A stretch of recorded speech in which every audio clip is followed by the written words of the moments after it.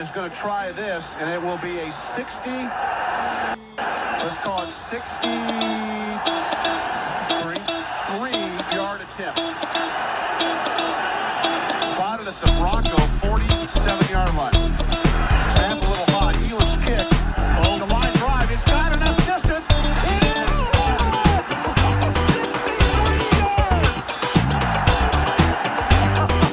He's kicking, ladies and gentlemen. My name is Rhett. My brother's name is Ian. We are Long Distance Kicks, and it is time for us to have an episode that is filled with, I don't know about you, Ian, but I'm feeling a lot of tension, a lot of fear, a lot of uncertainty, but a lot of promise for what could be all just 24 little hours away. How are you feeling tonight? Not feeling good, man. I hate my sorry 8-2 football team. Uh, Obviously, that's an overreaction, but Mhm. as people will learn here in a minute, I unsurprisingly don't have a lot of great things to say about our Thursday night victory that seems like forever ago now. So we've been able to Yes. stew on it a little bit. Yeah, like a couple months ago, the Denver Broncos played the Las Vegas Raiders at home. A Raiders team that is not very good, a Broncos team that was 7-2 going into the matchup. The throwbacks were on. It was primetime game. This is honestly a spot that we were hoping to see. In fact, um, my whole little spiel after we beat Houston, hey, the Broncos put up 18 points on the best team in the league, on the best defense in the league. Maybe this is where we'll see the offense finally find its footing. And they did not find their footing. They hardly found anything. What did you see from the offense on Thursday? Man, well, listen, here's a little bit of a caveat. While I did not expect it to be that disasterful like what we saw. I knew going into it, like you look at the depth chart on the Raiders defense, not a lot. I mean, outside of Crosby, there's not a ton of, big names or anything like that. But Patrick Graham's a really good defensive coordinator. So, and their defense statistically in most categories is kind of, like lower mid category for the most part. So Hmm. it wasn't something, and I know like our offense struggles. So I didn't think we'd go out there and just light it up on the Raiders, even being at home. But man, what we saw was bad, Rhett. We saw outside of like running the ball with J.K. Dobbins, uh, which is going to be great to talk about here in a little bit, given Yeah. the news today. Really, really poor showing. I'll start with Bo Nix, who I'm probably most disappointed in. Uh, Possibly his worst game as a pro. Uh, Hmm. Everything we have talked about that he has struggled with at any point in his career as a pro felt like he regressed back to all of it in this game. Hmm. He sailed some deep balls, one of those resulting in an interception because he's throwing off platform. He's not setting his feet. He is bailing pockets that he doesn't need to bail. There are moments where he is remaining in the pocket, but he's not seeing guys who are open, and so then he holds the ball. Um, Even like some dump offs, I felt like he was putting them down at the feet of the running back. I don't even know if it's been so long now. I don't know if that was from the Texans game or if that was from the Raiders game at this point. No, But that he did that on Thursday. Yeah. uh, and against the Texans, Bo was bad. But that was like for me, I was more okay with it because it's like, well, it's the best defense in the league and it's in their stadium. You get out of there with a win, and you know Hmm. it's fine. This was just bad, man. There was it was so disappointing to watch how much he struggled. It felt like there were some plays that were there. I know a lot of Broncos country likes to blame Sean Payton. It felt like there were plays that were there. The only thing I'm really blaming Sean Payton for is we had that 4th and 1 down in their territory, in that like pass behind the line of scrimmage to Sutton like for him to try and throw it. Like, what was that, man? Dobbins had been Yeah. picking up like we just it would you could have just had a free first down by handing it to Dobbins. Because it Hmm. would have worked, and you decided no. And I hated Sean Payton's answer after the game with that one when someone asked him about that play. He said, "Well, it looks really good when it works." It's like, don't tell me that. Don't Yeah. say that to me right now. Like, like I just just do the simple thing, okay?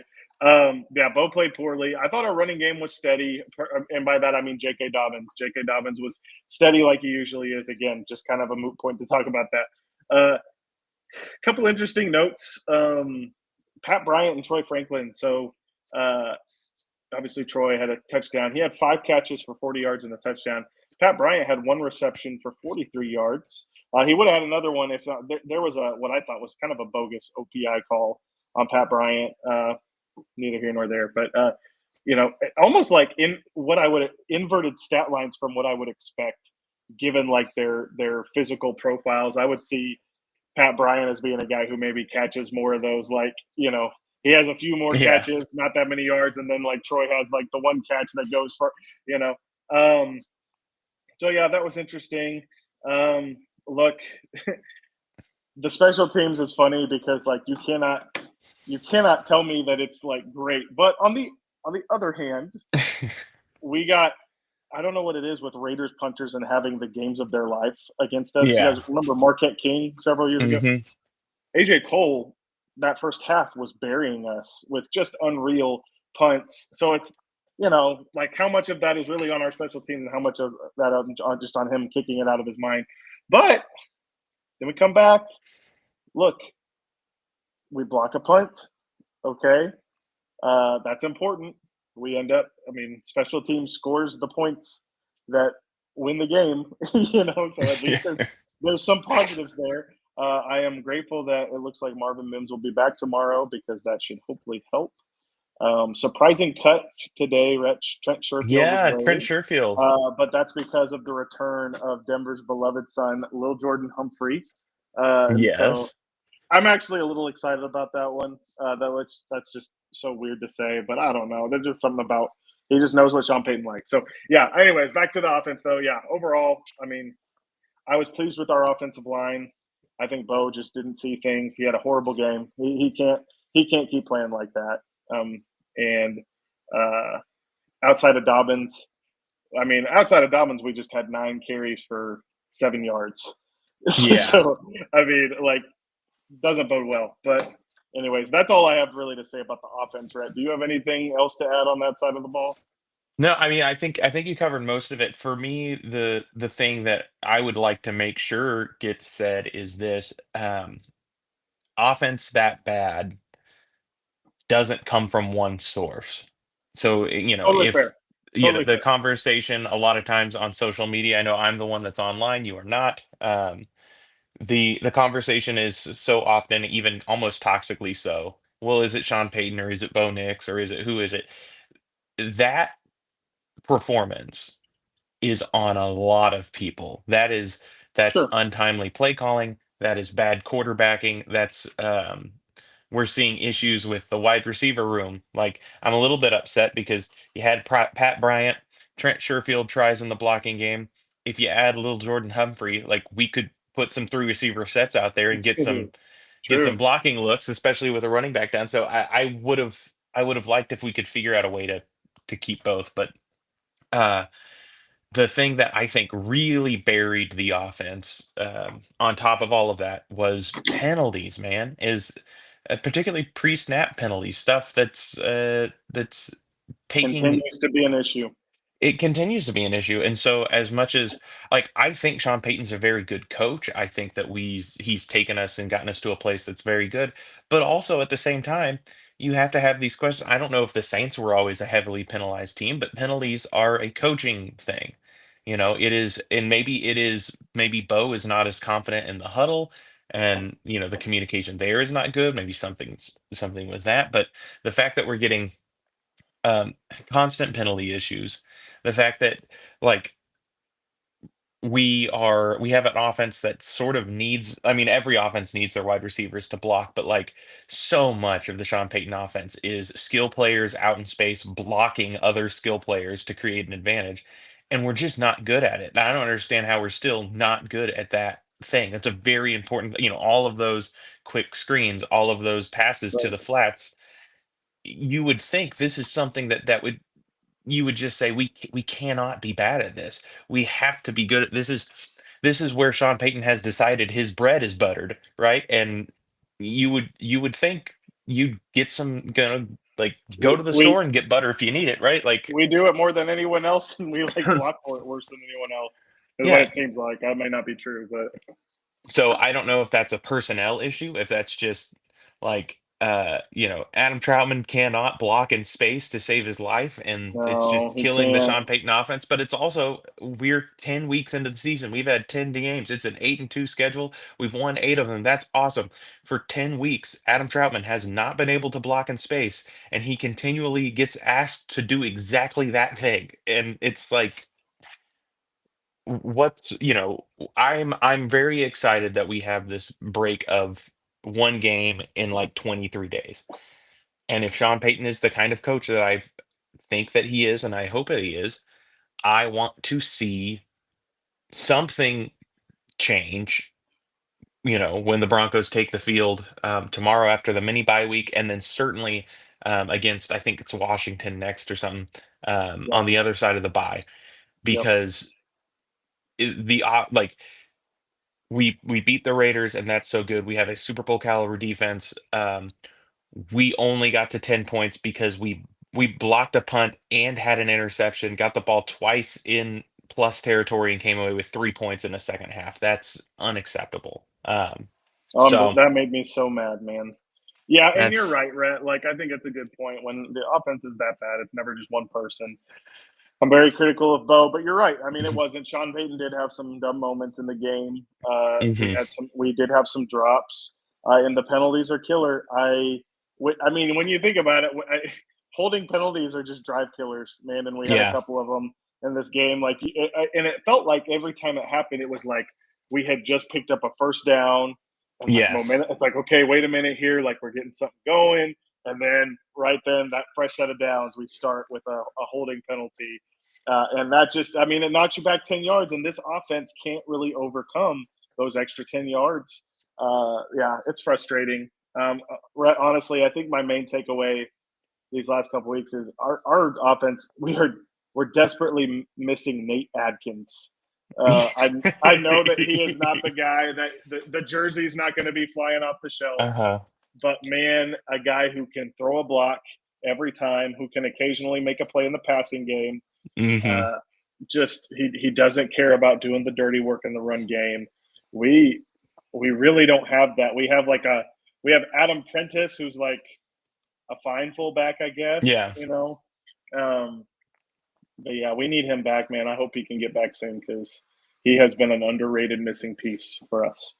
yeah. So And unironically, Nate Atkinses don't grow on trees. They just you don't you in today's you'd think they NFL. would. You'd think they You'd would, think they would, but finding guys that understand the art of blocking and the ability to to block from a tight end split and from a fullback split, like as stupid as it is, it's kind of it is a somewhat unique skill set to really excel at, considering where are you going to go to get good at that at the college level and at the high school level now. So it's one yeah, of those things where it's like, ooh, I hate that Sean Payton's offense hinges on always finding guys that can go out and really block, like do this sort of yeah, antiquated job in the modern NFL. I hate that we just hated on the offense for 13 straight minutes, but the defense did give up 7. This defense is very dominant. I don't absolutely. I don't even know, like it's beyond. I don't know what else to say about it. We are still missing the reigning defensive player of the year, and we have continued to just put opposing offenses into a locker. We're hurting opposing quarterbacks, like Yeah, at a uh yeah. The wild. defense is as good as the offense is bad, and maybe even better than the offense is bad because like the offense has had a couple of like 30-point games and stuff like that. I would Um, say 8-2 tells us that the defense is better than the offense is this bad. this defense is incredible. It is, man. Uh, not a whole lot to say about it. They beat the tar out of you, man. They do, and I'm not just talking about like injuring quarterbacks. I'm not saying that's like a reputation I want our defense to develop. Hmm. Though I don't think it's, we see the CJ Stroud thing. Everyone's mad about it. That was not malicious. Okay, Gino, that was unfortunate, and honestly, Raiders should have taken him out of the game. I thought that was malpractice by them. Yeah. He was not doing good, and I know sometimes it's like, well, no, he told the coaches he's a warrior. Put me back in. I don't care. You got to be the coach. You got to be able to be like, no, you're done. Whatever. Defense was incredible. Yeah, not much to say about that. They've done really well so far without Pat Surtain. Obviously, this next game tomorrow is going to be the ultimate test with that. But fortunately, Surtain should be back against Washington in a couple weeks with Yeah. the bye coming at a very needed time. I think Rhett, more than like just about any recent year, I have felt like our team needed to get to the bye week. Uh, Yes. and we have a later one, but our team needs this bye week. Hopefully, our defense can rest up. I know we want to get Jonah Ellis back as well. Uh, Got to give a shout out. We rag on him a lot. Alex Singleton playing while knowing the next day he was going to get surgery for testicular cancer. Hmm. The dude has played through a lot of injuries over his years here, and I want to commend him for that. It says something about his character, and while we may have critiques of his game, obviously he's a true professional, and we're hopeful that he can get rested up. And we're glad he got that caught early because Yeah. that could There's. you want to catch those things early. So we're happy for him, and we hope he recovers well. But yeah, man, this defense, I just think. I mean, I know we don't need to really talk about much, but I just think about that front, man. I mean, JFM, Zach Allen, DJ Jones, Malcolm Roach. Now you've got Enye Awuzarike, who's playing really good football. You got these guys flying off the edge. That secondary so deep. Hafanga's roaming everywhere. Like, yeah, I don't know, man. Every week we get on here and we have to figure out how to just reiterate the same thing about this defense. Uh, Yeah. yeah. I mean, there's life stuff, there's football stuff, there's real stuff, and yeah, big shout out to Alex Singleton. On the football side of it, though, I am very excited to see what this defense looks like with a full game uh, of Dre Greenlaw and Justin Sternad as the Yep. top two backers. I think that that should be the two. Um, I really would rather see it with Alex Singleton being taking on a backup role because I think he is very good as a backup linebacker. So it's not like, oh yes, good, we finally got him totally off our team for a while. But Of course, I'm that's not what excited we're to saying. see Yeah. what the chance is as someone who I'm a day one Justin Sternad guy, um, to the extent that at one point during I think during the pandemic while I was super bored, I played a Madden career as Justin Sternad. So when he was like a rookie, because That's in the I weeds. I thought he was going to be. I thought he was going to very quickly become a really great linebacker and cover. And I'm happy to see that he has finally become a usable NFL linebacker and like Yeah, a he's like playing well. yeah, he's got limited responsibilities, but he's good at what he does. So happy. Uh, I don't know if it was good to reveal that he was one of my like original my guys because now he may be at some risk. That is a dangerous thing to be, but. Yep. Uh, I'm excited to see what this defense looks like, and the the positive pitch is this: is we've gotten through to the bye. At worst, we will be 8-3 going into the bye. We would have taken that, both of us going into the season. You and I both Oh, a 8-3 100%. going into the bye. Take it all the way to the I bank, I and didn't. I did not think we would be for sure. Yeah, this exceeds my expectation record wise, for sure. as much as we have voiced concerns here with Sean Payton about some stuff. Sean made the call to not take the bye after our Europe game in like week 6 or week Yeah. 7 or something like Yep. that, right? Shout Um, out Sean. This is the right call. and shout out to him because we got through. We won, I think, all three of those games going into and out of Europe, and have made it to a later buy, and we needed a later buy, and we are set up to we'll see what happens. But um, if we if we can get the offense back to a place of being, if it can be the 20th best offense in the NFL for the remainder of the season, this team can make a run in the playoffs and win a playoff game. Right now, we're not the 20th best offense. I don't think. I think we're much farther down. Maybe I'm Yeah, being wrong, but the last couple weeks we've been just I couldn't tell absolutely you. god awful. I can't imagine there's teams playing worse. But uh, Some of these offenses, man, I watch and it's like it's like flying cars, man. Like I don't, it just feels so far from our grasp. Uh, but we'll see what you happens. know, A lot yeah, of year left. So we'll see. Okay, let's. Do you want to talk injury or do you want to talk rookies? let's just Do we talk. need a pal? Let's talk injuries real quick, I Okay, guess. I mean, and then if we want to talk rookies, we can. yeah. Yeah, you gonna roll it Okay, out for me, so or do you? Okay. here's the injury sitch as it starts. Again, another of the question of, hey, um, going into the season, if you had been offered 11 or 10 solid games from J.K. Dobbins before injury struck, you would have said that's right Yeah, around par. That's right yeah. around the line, right? Yeah. That probably that would be right at, if we were setting an over under 10 or so weeks before he got hurt. That's it. And unfortunately, on the Thursday before last, J.K. Dobbins gets rolled up on his foot. He's got a foot injury. I still have not heard anything of what the actual injury is. Just a foot It's a injury. Liz Frank Oh, fracture thing, whatever. well, that's Yeah. not good. It is resulting in him going to the IR, Oh, and you know, maybe if the Broncos do make a run, maybe he returns for a Super Bowl game. maybe. Could be for a an AFC championship, but in all likelihood, he is done for the season.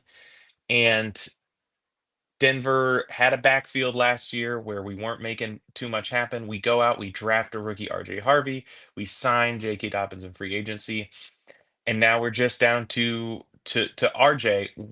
Ian, number one, how is the offense going to? Well, let's start with that. How do you see? Well, I don't know. I have two questions. Here's the good question that we'll start with. How does missing JK affect our offense?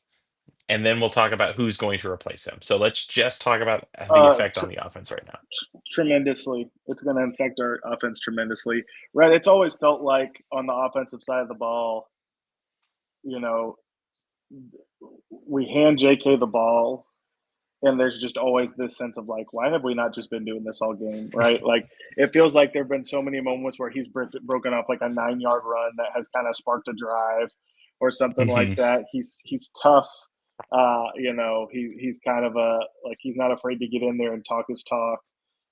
Good vision. Um, he was our most complete back that we had, and Hmm. so it's going to affect us tremendously.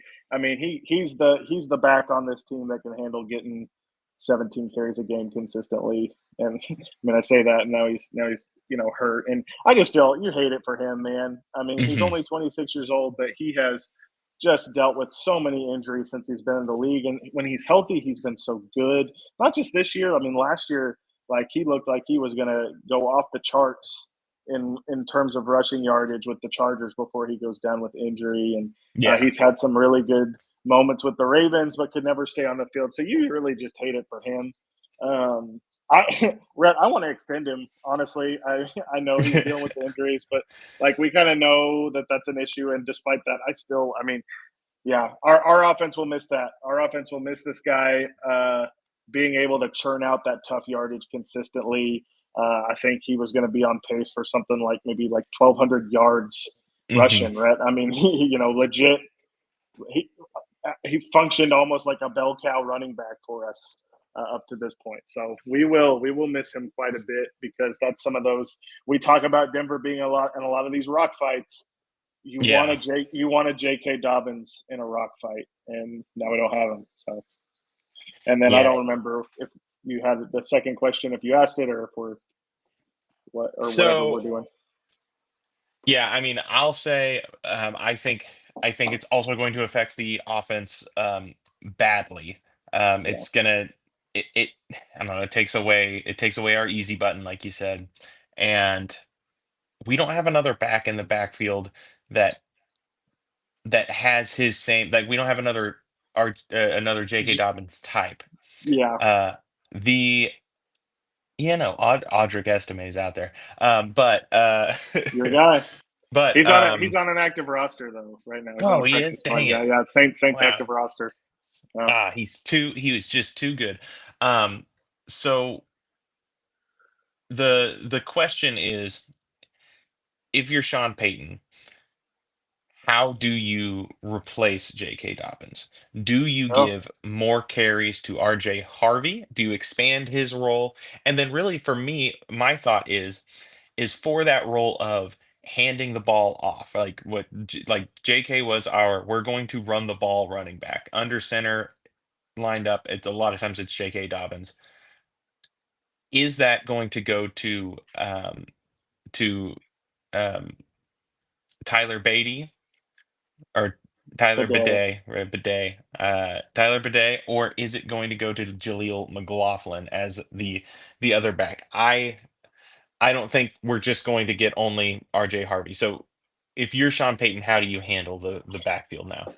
Yeah, I mean, RJ Harvey will get more workload than he Hmm. has been, but I mean, I don't think that means he's going to be getting 20 touches a game. Yeah, I don't know. It's hard because you're right? Like, there's not a back we have on our roster quite like J.K. Dobbins. Harvey has been like scoring touchdowns and he's had some big plays, but we don't yet see him as a reliable, like, you know, multiple times a drive, turning out those tough yardage and things like that. Doesn't mean he can't become that, but he's really functioned nicely as kind of that change of pace to J.K. Dobbins. I'm also like, where we're really hurting here is like both Harvey and Jaleel McLaughlin. Pass protection is not a strong suit for them. I Hmm. think that like Bidet can do that better. Bidet's kind of functioned as like a third down back for us, doing screens and stuff like that. And I don't see any of these guys. I don't see this as a scenario where anyone on our current roster takes over the J.K. Dobbins role fully. Hmm. I think we're kind of platooning even more so than we had been. I will tell you one guy that I don't know if he's on a practice squad. He might be just a college free agent now. He spent time on the Seahawks, so I mean, not exactly a glowing indictment that he's not on a roster. But Damian Martinez, do you remember him? A rookie Yes. from Miami. He's a big Hmm. back. He's a bruiser. I liked him coming out. I liked him coming out a lot. I think he went to Seattle and like maybe I don't remember if he got drafted or not. But he didn't make the team, and so obviously maybe there's there's a reason for that. But I really liked him coming out of Miami. I thought he was a bruiser. I thought he was a guy who, like, I mean, just so tough, so physical. I would not mind adding somebody like a Damian Martinez. I also know Jamal Williams is a free agent. He's a guy who's played for Sean Payton in New Orleans Mm. for a couple years. Um, Oh, you know, he's an all-time quote. oh yeah, he'd be a Yeah, ton of he'd be great. fun at the podium for sure. Now, do I see him as like a J.K. Dobbins? Not really, but I mean, if you're just looking to add a body, right, it's going to be Hmm. tough. I do think that maybe this will convince Sean to utilize Bo Nix a little bit more in the running game. He's done it some, Hmm. but I hope he'll be willing to do it more. I have seen a lot of people say things like, you know, with J.K. Dobbins hurt, it'd be really nice to see Marvin Mims like utilized a little bit more from the backfield. And in my brain, I'm just like, oh yeah, you mean the guy who just got out of concussion protocol? Yeah. You know what I mean? Like I like his usage and I like his stuff that we do. But it's like let's calm down a little bit there. That's not like the solution. That's not the pivot from this We're- injury, right? Third and Like, one, give it to Marvin Mims, baby. right, like, and so yeah, right. I feel like I probably just spent like 5 minutes saying nothing, but like, yeah, we're not really replacing JK one Hmm. to one. It's going to be a group effort because we really don't have another back like him on our roster. I mean, I'm going to be honest. I'm concerned about it. I think it's a big issue. So I think I agree. I'm concerned as well, top to bottom, because again, not to. I feel like it's becoming my new thing. Is I'm Mr. Complain about coaching, but you have J.K. Dobbins, you know his injury history, and there is no yeah, one else on this 53 man or, to my understanding, on the practice squad that even feel like you don't have an understudy yeah. on roster, and that could be a number of things. It might be that that George Payton has a number of guys around the league that he kind of likes and would be waiting on, but I don't know. At this point, you think you have enough time with the longer week. I think we maybe would have seen the Broncos do the move if there was a running back in that was just Yeah, on the street right now or on a yeah, practice squad right now. Uh, so if I'm going to guess as to what Sean Payton's going to do, um, I don't think I like it, but I think he's going to play Tyler Bidet a lot more. Um, if I could have a wish granted, I would say I'd like to see Jaleel McLaughlin involved some on in just in the running game. He is his whole issue as a back is he's a little bit small, and like you said, he does not a pass protector, he's and really just kind of a runner, he's not even much of a receiving back, but he is Yeah, a good runner of the football. And you yeah, know what? Uh, That might be like in times like this, you kind of have the two choices where it's like Jaleel, who is a good runner and can't do anything else, and Bidet, who is like reliable and can do the functional stuff of a running back, but he just doesn't seem to have a lot of juice. Doesn't seem to have like yeah, he kind of, I don't know. For me, he has the emotional vibes of a wet fart whenever I see him lined up in the backfield. Like I'm like, oh, all right, yeah. like okay, he's there to block. If you could combine the spark that Jaleel has with the ability to do the stuff that Bidet has, we'd be, we'd have a running back there. But I I would anticipate Sean Payton's going to, um, you know, I think that there you're going to see all three. Well, it just depends.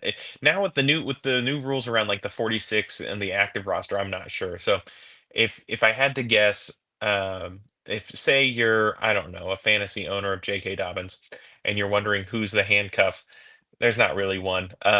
But my guess would be Bidet is going to get a lot more work at first. We'll see. I think if he sucks against Kansas City, then you'll see McLaughlin more. It probably comes down to the question of like, do you want to? Harvey's the second running back, so logic would dictate giving him a heavier workload. It's like, do you want to do that, or do you want to retain what he's been able to be by giving Hmm. it like letting one of these other guys kind of leapfrog him in workload? And I don't really know what to say. I'd say, I mean, I'd kind of like to see what happens if we hand RJ Harvey the ball 15 times. Oh yeah, Um, for sure. That's and rule number one. That's the first thing that and I'm doing is I'm getting Harvey 15 to 20 touches against Kansas City and just seeing what he can do with it.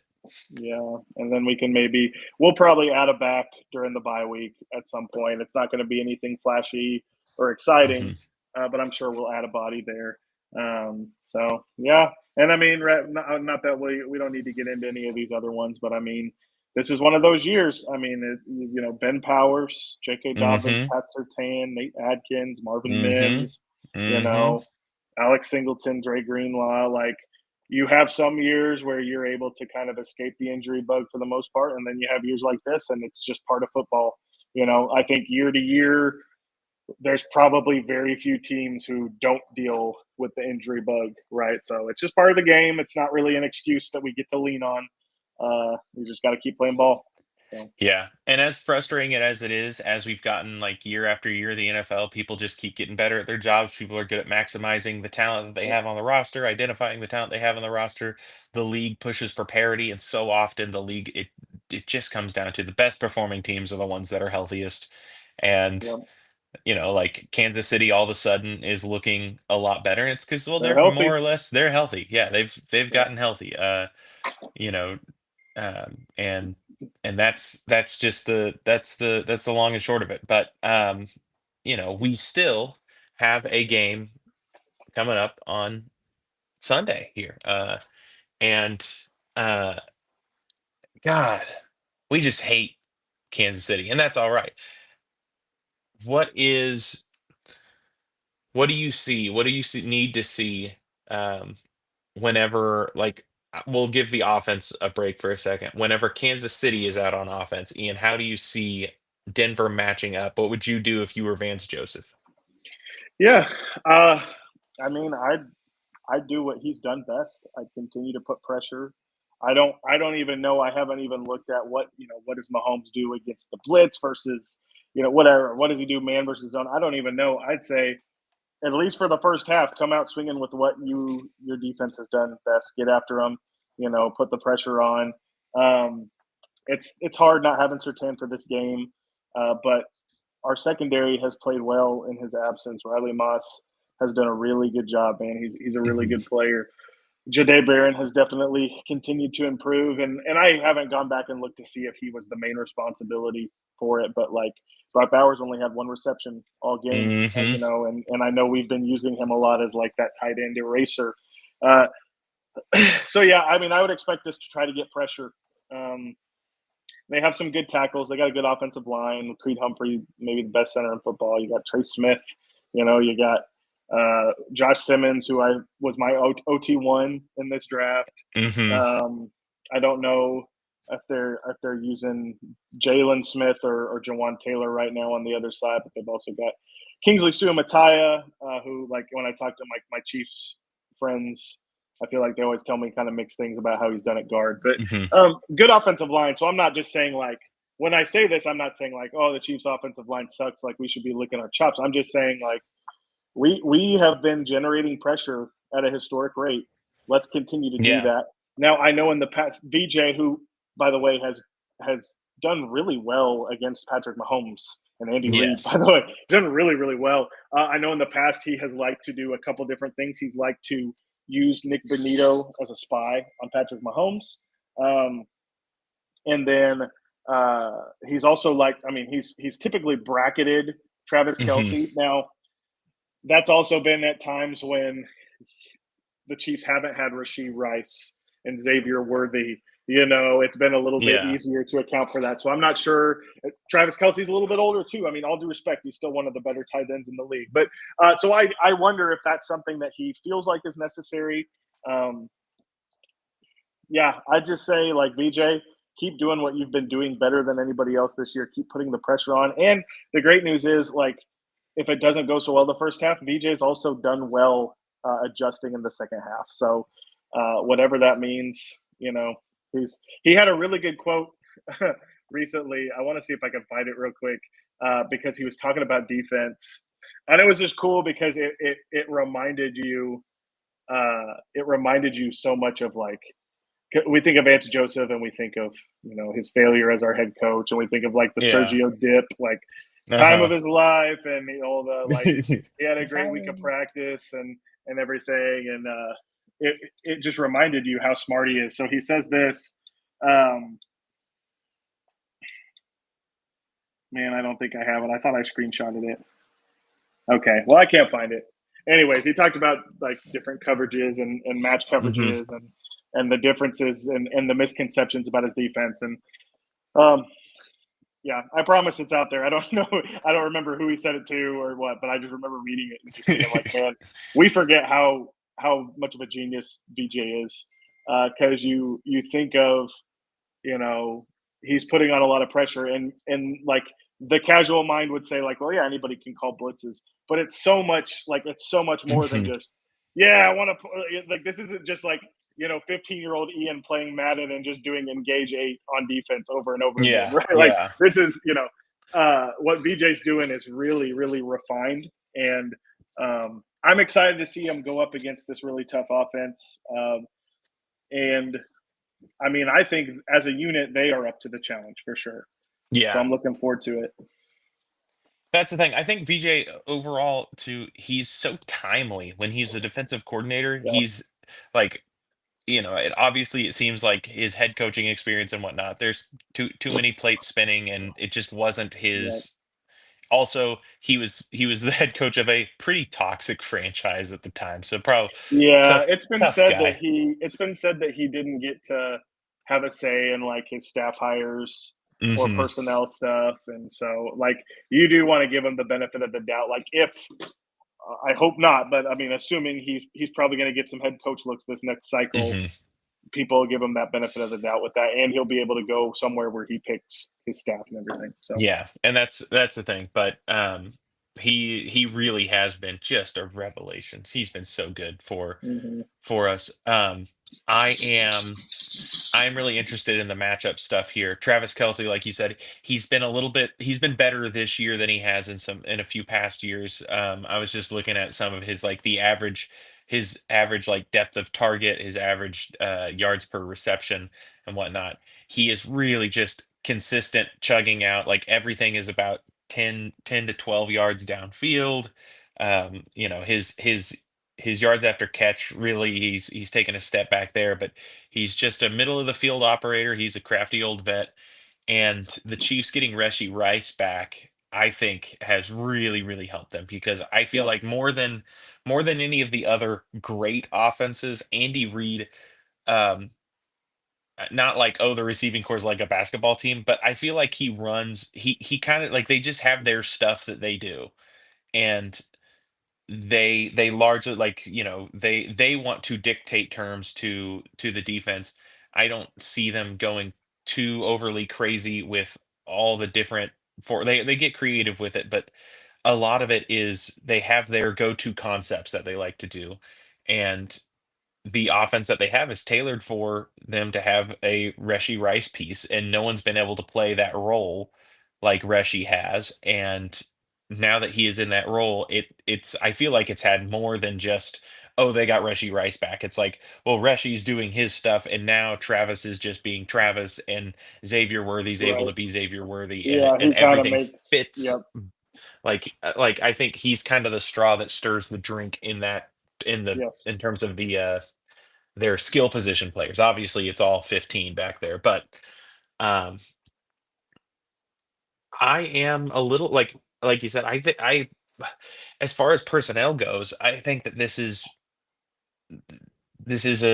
one where I'm confident in Denver's coverage personnel.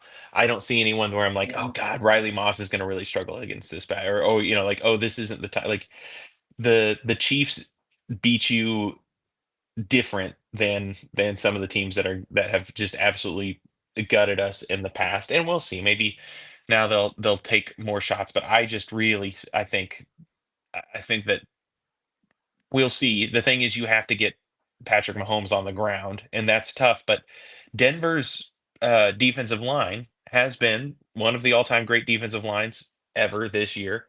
And on like it's not just getting pressures, it's not just getting sacks, but it's converting the pressures to sack. Denver's has been so good at finishing off their pressures.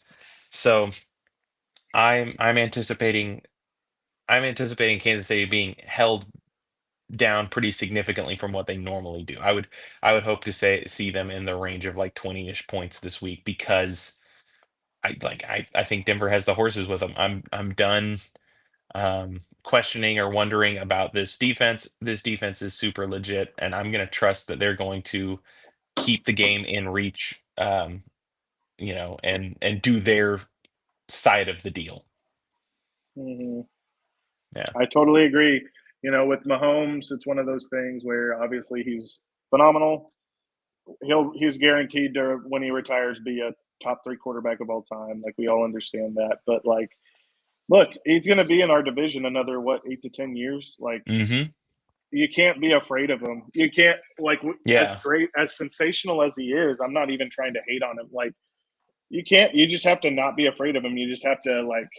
It's like he's a man out there. He'll go down just like any other guy. If you get back there and sack him, like it, as great as he is, I know he can take over games. You kind of just have to have that mindset. Like if you go into it with like oh man, like that's future Hall of Famer. It's like, well, you've already lost, man. And I don't think that's what you can't tell me that Dre Greenlaw and Talanoa Hufanga are thinking that like, oh man, Hmm. But I'm just saying like we got to be able to go into every matchup against the Chiefs with that. Like, yeah, we know they're good, but we're pretty dang good too. So, yeah. Yeah, and I think too, I think we're almost shaded by the last great, super incredible generational quarterback before Patrick Mahomes that we really saw or that was in memory is Tom Brady. Hmm. And like Mahomes and Brady really got compared a lot because they overlap because Brady beat Mahomes a couple times, then Mahomes beat Brady, and like that Yeah. was the hurdle to that was some of the hurdle to overcome for them to win their first one or whatever. Um, and Tom Brady was untouchable in the AFC East because A, he was Tom Brady, but also B, the AFC East was the AFC East for like the whole like 20 straight years of the Bills and the Jets and the Dolphins all sucked like 90% of the time for their entire thing. Like most of the other great quarterbacks, Peyton Manning usually won the AFC South, but did not always. Um, Drew Brees usually won the NFC South, but did not always. Yeah. Like it's one of those where it's not just so impossible to overcome a team when they have one of these all-time quarterbacks. Like we can show up and we can win on our day. Ian, how is the offense going to fare against Steve Spagnuolo, a man who is maybe not as just as much, but is also one of those pillars of uniquely responsible for the Chiefs dynasty? I would agree. I would put him on if you have a this is a sickening conversation to even have, but if you have like a Mount Rushmore of the Chiefs dynasty, I think Spags has to be on there for sure with Hmm. Andy Reid and Pat, and then I don't know, maybe you put Kelsey on there. I'm not sure, but yeah, Spags. I'll tell you this much: he's not going to fall for all the cutesy behind the line of scrimmage stuff that Sean likes to spam. Yeah, he's just it's the same thing as like if you recall I think it was the Giants Hmm. where Spags used to be the defensive coordinator many years ago. Uh, they just weren't buying like that. You knew those DBs were just Hmm. immediately coming up. It's going to be the same way with Spags. He's not going to be bamboozled by these things. I feel like if the Broncos want to make this a serious game and they want to go out there and win, uh, we're gonna have to do something in the drop back passing game. Like we're just gonna have to be able to do it. Bo's gonna have to be able to set his feet and find his Hmm. guy. When we take the shots, you gotta hit him. We gotta be able to avoid like if we get penalized at the rate we did the Raiders game, or just in general that we have been, uh, there's no there's no way we're winning this game. And it'll take a monumental effort from our defense for it to be a close game. Even we have got to play clean. We have got to hit the shots when Sean dials them up. Um, yeah, it's going to be tough, man. Dobbins being out really hurts that. Really hurts that because the Hmm. Chiefs' defense it is good, and I respect that, but it can be run on. I'm not saying like it's horrible. I'm just saying like you can move the ball on the ground against the Chiefs. That's just going to be harder to do without Hmm. JK, and so I mean I feel like I say the same things every week, Brett. Running the ball like get Bo moving with his legs, but again, like Bo, you have got to hit the shots when Sean calls them. You got to Hmm. do it. You've been missing them all year. I know you've had some drops. You've been missing these all year. You've been running out of the pocket, and you've been off of one foot. You've been launching these things. This last game, Brett ticked me off. They talk about how his favorite quarterback to watch is Matthew Stafford. Bo, turn off the Matthew Stafford tape. Okay, here's Stop who I want you to watching go Matthew watch. Stafford. You're playing the Chiefs. I want you to go watch Kansas City Alex Smith. That's who I want you to be watching film of right now. Okay, don't even no more of the Brees stuff either. Okay, we haven't earned the right to be making the Drew Brees comparison. Go watch Kansas City Alex Smith, Bo. You have got to stop doing all the cool Matt Stafford shit. Okay. Oh, I'm not supposed to curse on this podcast. Sorry. It's okay. You're the one that had that rule, so I don't care. Yeah, we might need to edit that out, if possible. But yeah. Uh, sorry, I just got really worked up about this. you you've got to stop it. You've got to stop. Like it drives me crazy, right? Bo acts like you just know, like his personality, you wouldn't guess this, but you just can tell by the way he plays out there. He's trying to do all the cool stuff, Yeah. right? Like he's trying to he's doing like the arm flick and Well, everything, and he threw a no look interception like 2 3 weeks it's ago. Like, like, Bo, you have got to stop doing that. I think you can be a good quarterback in this league, but you definitely aren't that guy. Okay, you are definitely not that guy. If we listen, Rhett, if we win this game and Bo plays a competent game, I'm not even saying he has to light it up. Although I'm not sure how we win this game if Bo doesn't play really well. I'm gonna be fine with assuming we make a deep playoff run. Like I'm gonna be totally mhm. comfortable with putting us in the Super Bowl talks. Okay. Um, because it's just like, okay, we can beat this offense. I mean, and this team, I know they're 5-4, but we all know they're better than their record. Then who do we need to be afraid of? Now, if we lose this game and Bo puts up another stinker, I'm not like a stinker like Mhm. we saw the last couple weeks. Next week on the pod, I'm going to be saying really irresponsible things about you, Bo. I'm sorry. I am, and I like you, and I know you're still only in your second year and everything, and I know that people can improve, but we have just been going over these things so much with the footwork, and it's starting to drive me crazy, right? And I like Bo. I'm afraid I'm going to sound like Mhm. a Bo hater. I like Bo a lot, and I want him to be the guy, but he has got to settle in, and he needs to show us some apparent evidence that we can see that it's like, oh, Bo is aware of these things, and he's been working really hard to fix them. Because to be honest, Rhett, I haven't really seen that. Maybe you have. I have not seen that at all. I'm not saying it's not happening. I'm not saying Bo's not aware. Like it's not like Davis Webb Mhm. isn't going over his footwork with him in meetings, but we just don't see the Yeah. improvement. We just don't. And obviously, I'm very worked up about it. So I'm just going to let you talk now. No, I mean, that's the issue is like early in the season, we were having the same conversation, and my talking point, and a lot of people's talking points, but the one that I like to the thing I rested in, what I actually told myself, my own mantra about it was, well, the good news is all of this is fixable stuff. If you have a quarterback that is having trouble seeing the field properly, that has in the past seen the field properly, well, that's fixable. We can fix the eyes. If you Yeah, have a quarterback that has bad footwork and isn't tying his upper body and his lower body together. His eyes and his feet are just on different pages.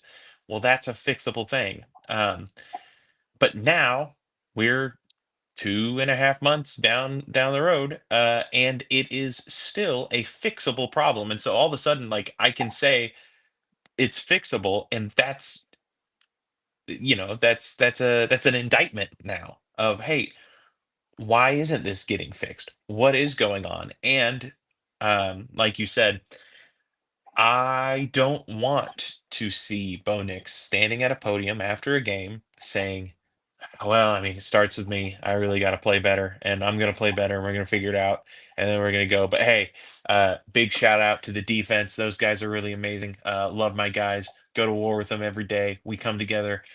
It was a tough, no easy wins in the NFL. Come together, and at the end of the day, we got that dub.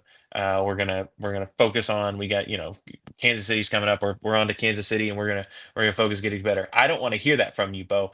I don't want you to come to a press conference again. I don't want to hear that because he's said that week after week after week.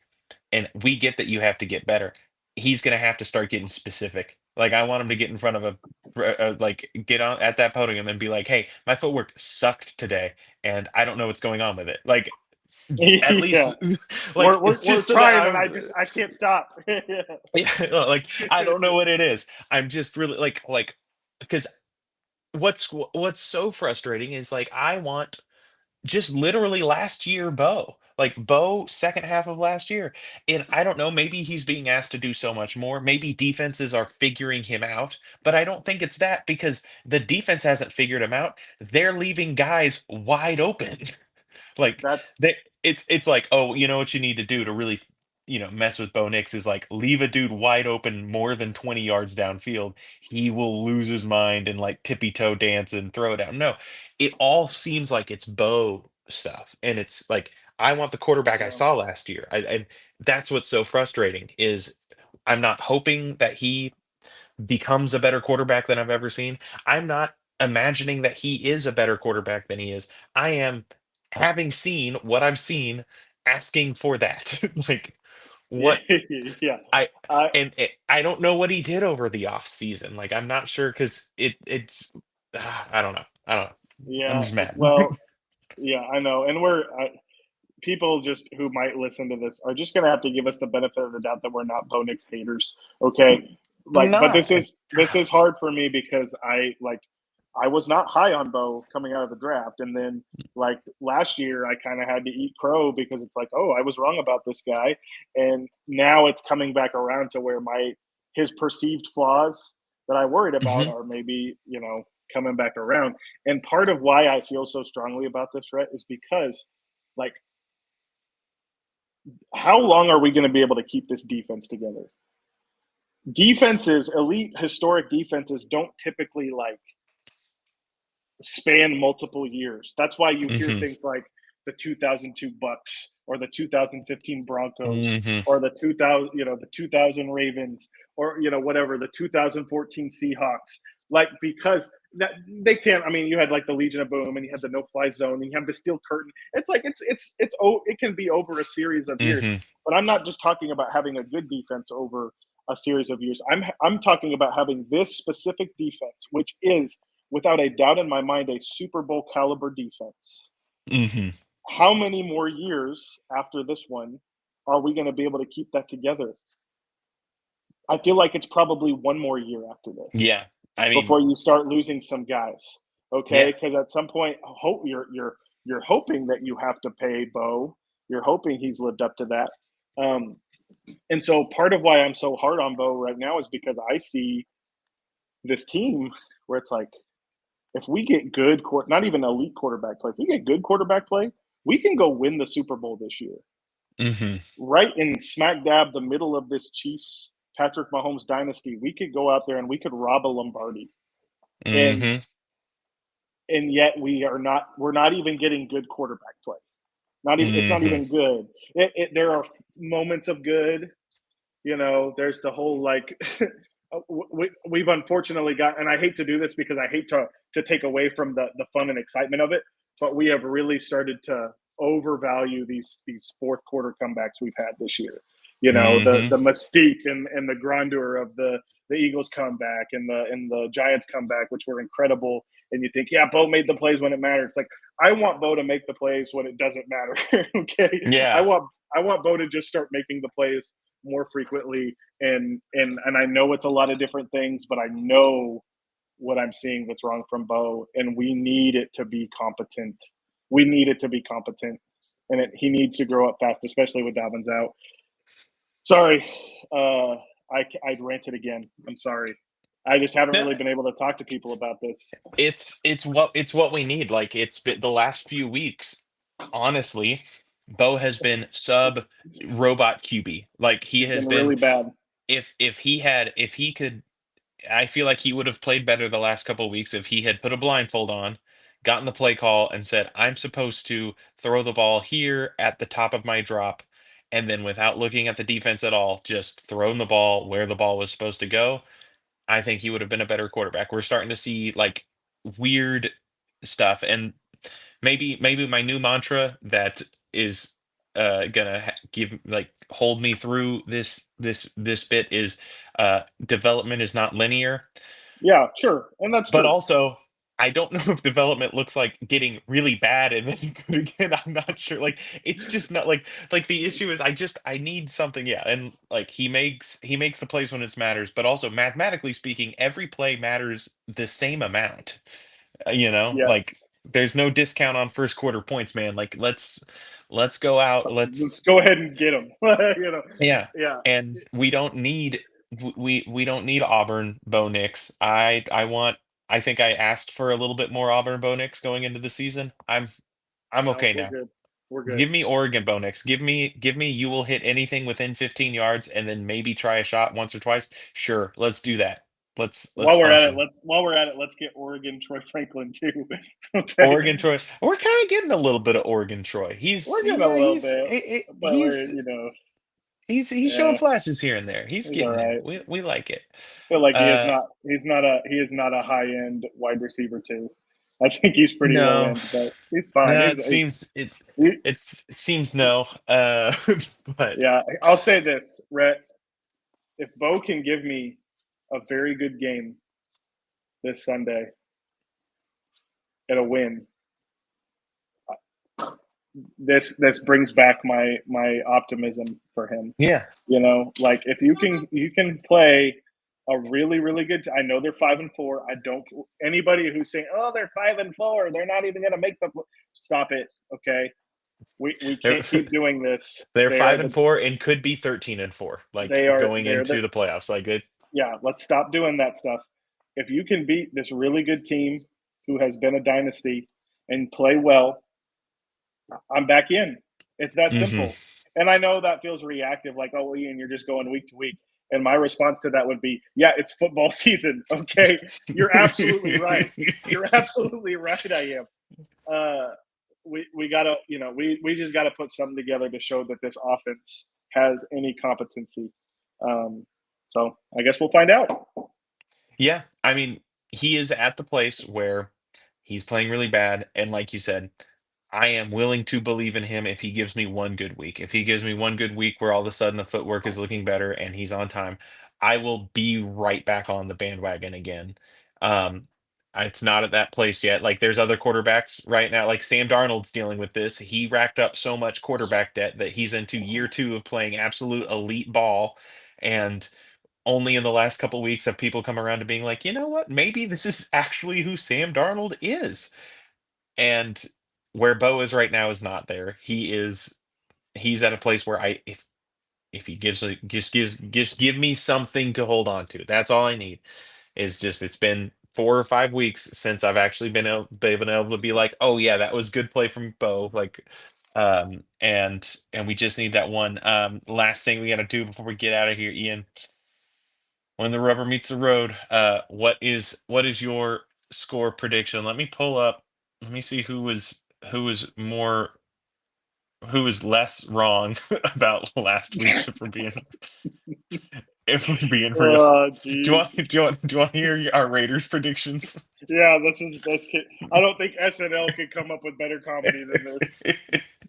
uh, Ian, you predicted a 27-16 win. And I was like, whoa, whoa, whoa, whoa, whoa. There's gonna be more points than Oh that. man, I think it's gonna be a 27-20 win. Um 10-7. 10-7, baby. we thought So that these guys were going to score 27 points. we hey, Yeah. we were only off by 3 scores. So that's all right. Ian, you won that week again too. So I believe you are like the Broncos. You're 8-2 here. So that's nice going into the season. Week uh week what is it? This is week 11. I think so. I think it's week 11. Yep. I think I don't 12. know. I'll have to go back through my things. On my notes here I have week 10 as this week. So I don't know. Uh It's we'll figure that out. no It's no. I got it right here. it's week 11. It's week 11. Yeah. So I'm not sure. I'll have to go check that. But what's your score prediction? So I think that going with the 2017, I think it's going to be 27-20 Chiefs. Now, a little bit of context. That's like, oh, not bad. They play. I think that the Chiefs are going to go into half up 21-7. Ah, And then, or maybe 21-10, who knows? And then I think our defense will hold them to 2 field goals in the second half. But I don't think we're going to get to 20 points until very late in the game where it's already kind of put away. So I think that 27-20 is looking closer than it's, excuse me, actually going to be, unfortunately. And I think the Chiefs win this game. So okay. Yeah, that 27 number, I think that's a little high. Um, I think I think that we're going to I don't forecast any fun being had. I think that this is going to be um a very disappointing uh 20-16 loss. Yep. I anticipate it. I could see the Chiefs getting up early and then us hanging around. Um, I see it most. I think this entire game is going to be played within about within a score or so Okay. of each other. I don't think they're going to get out to any sort of big lead. And I'm thinking I'm thinking it's just one of those we have two or three bites at the apple, and Yeah. this time, like, the Chiefs clutch up on it, and it's Yeah. I don't see it's not even a Mahomes is gonna go drive down and win at the end. I Yeah. think we're just gonna watch, like, we're just gonna watch a real, like, a God's honest contender that Yeah. had its stumbles at the beginning of the season and is now like a fully operational battle station or whatever. Um, Yep. and I think it's gonna feel like 3.5 hours of, like, running in sand up a hill. Just like, Yeah. "Ah." That's a good way to put it. So Yep. Look, bottom put it line, down. really, This is the first time this season that both of us are predicting a loss here on the Long yeah, Distance Kids just podcast. So really hard to envision the Chiefs not winning this game. Doesn't mhm. mean it. I mean, we're an 8-2 team at home, so certainly we can. I'm not saying it would be the most shocking thing in the world if we did. I understand that we're 8-2. I'm not trying. I know it's the best season we've had in years. I'm not trying to undersell that, but I mean, you can't.